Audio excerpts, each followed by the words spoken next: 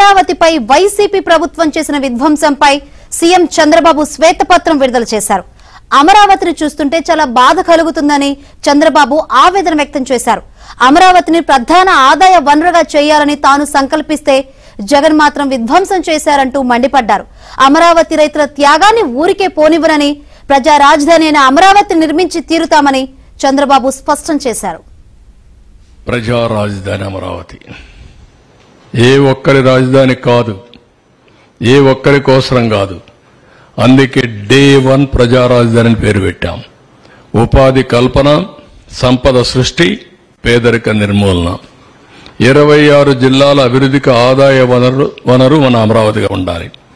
175 నియోజకవర్గాల యువతకు ఉద్యోగాలు కల్పించే కల్పవల్లి అమరావతిగా ఉండాలి. ప్రతి పంచాయతీ సంక్షేమానికి నిక్షేపం మన ప్రజా రాజధాని. ప్రతి తెలుగు బిడ్డ ప్రపంచంలో ఎక్కడున్నా గర్వపడే విధంగా ఉండాలి. నాది అమరావతిని చెప్పుకునే పరిస్థితి రావాలి. అందుకే డెవలప్ అమరావతి, గ్రో ఏపీ, దానికోసమే ఇప్పుడు ప్రణాళికలు తయారు చేసుకుంటున్నాం. కొత్తగా తయారు చేసేది ఏమీ లేదు. పాతగా తయారు చేసినటువంటి ఏవైతే విజన్ డాక్యుమెంట్ ఉందో, మాస్టర్ ప్లాన్ ఉందో, దాన్ని చేస్తూనే ఇంకా ఏదైనా ఇంప్రూవ్డ్ వర్షన్స్ వస్తాయో కూడా తీసుకొని ముందుకు పోతాం. చరిత్ర తలుచుకుంటే బాధ, చేసిన కష్టం టోటల్గా వృధా అయ్యే పరిస్థితి వచ్చింది. అది చూసినప్పుడు అట్లనే మనసు ఏమాత్రం కూడా నిగ్రహం చేసుకోలేని పరిస్థితి వస్తుంది. ఇంత కష్టపడితే ఈ మార్గం చేశారేంటి దుర్మార్గం అంటే జాతి ద్రోహం. ఇది నాకు కాదు, నేను నిమిత్త మాత్రుడిని, ప్రభుత్వం నిమిత్త మాత్రం. ఆ రోజు మాకు అవకాశం వచ్చింది. వచ్చిన అవకాశాన్ని సద్వినియోగం చేసి తద్వారా మళ్లీ ప్రజలు నిలదొక్కోవాలి, రాష్ట్రం నిలబడాలి అనే ఉద్దేశంతో ముందుకు పోయాం. 10 ఏళ్లు రాజధాని లేదు. బైఫర్కేషన్ యాక్ట్ కూడా 10 years టైం ఇచ్చి కామన్ క్యాపిటల్ హైదరాబాద్ ఉంటుందని చెప్పి ఈరోజు హైదరాబాద్ కూడా క్యాపిటల్ అయిపోయింది. మనకు రాజధాని లేని పరిస్థితి వచ్చింది. 1631 రోజులు ప్రపంచంలో ఎక్కడా ఇంత ప్రొటెస్ట్ ఉండదు. ఎన్ని అవమానాలు పొందాలో అన్ని అవమానాలు పొందారు. రాష్ట్ర భవిష్యత్తుకు ముందుకొచ్చారు. సెంటిమెంట్ వదులుకొని రాష్ట్రం బాగుంటే మేం బాగుంటాం ఉదారంగా ఆ రోజు భూమి ఇచ్చారు. భూమి ఇచ్చిన వాళ్ళు రోడ్డు మీద పడ్డారు. ఎన్ని అవస్థలంటే ఇలాంటి అమ్మాయిలందరినీ, మహిళల్ని ఎంత అవమానం చేయాలంత అవమానం చేశారు. తిరుపతి యాత్రకు వెళితే ఎంత రోడ్డు మీద మట్టిలో గులకరాళ్ళలో కూర్చొని భోంచేసే పరిస్థితికి వచ్చారు. పక్కన హాల్స్ కూడా ఇవ్వనీయకుండా చేశారు. ఒక రాజకీయం కాదు, ఊర్లోకి పోతే ఇది చేశారు. కడాన శ్రీకాకుళం వరకు పోవాలని యాత్రకు పోతే మధ్యలోనే దాడులు చేస్తే అక్కడనే వదులుకొని వచ్చే పరిస్థితికి వచ్చారు. ఎక్కడ చూసినా రాళ్లతో వీళ్ళ ఇష్ట ప్రకారం చేశారు. వీళ్ళ త్యాగం ఊరికే పోదు. 19 పవర్కు వచ్చాడు.